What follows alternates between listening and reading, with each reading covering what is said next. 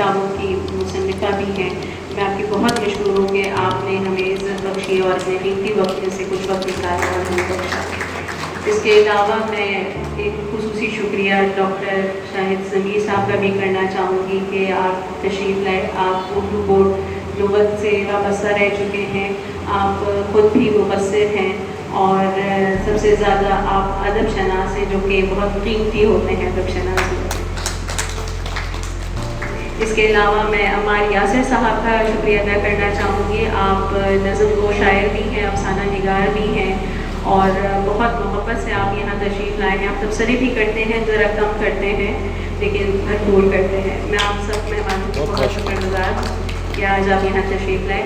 سب سے پہلے تو میں ڈاکٹر شرجیل احمد کو جو ہمارا جانتی اور بات پیش کروں گا اپنی تحقیقات کے تعلق سے. اور بات یہ ہے کہ ادب جو ہے وہ ادب تخلیق کا وہ اردو میں ہو یا انگریزی میں, تو وہ کوئی وقت کا ضائع کرنا وقت کا زیان نہیں ہے. اور بنیادی چیز تو یہ ہوتی ہے کہ اظہار میں تخلیقیت کو دیکھا جائے, جسے کریٹیویٹی کہتے ہیں. اور میں یہ سمجھتا ہوں ڈاکٹر شرجیل احمد کو پڑھنے کے بعد کہ ان کے یہاں انگریزی میں مجھے زیادہ مور کریٹیو نظر آئی ہے. کمال ہے انہوں نے انگریزی میں.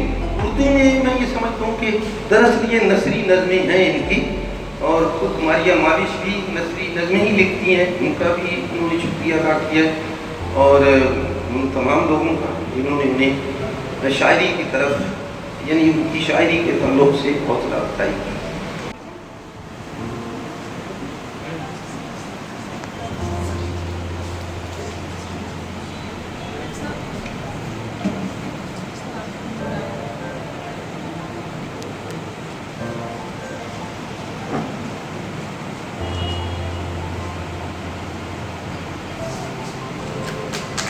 بہت مبارک ہو ڈاکٹر شرجیل. لیکن انگلش کی پوئٹری جو ہے مجھے اپنے طور سے اور اپنے احساسات سے بہت زیادہ قریب ہے. میں نے جو اگر میں اپنے بارے میں بتاؤں تو میں نے کراچی کا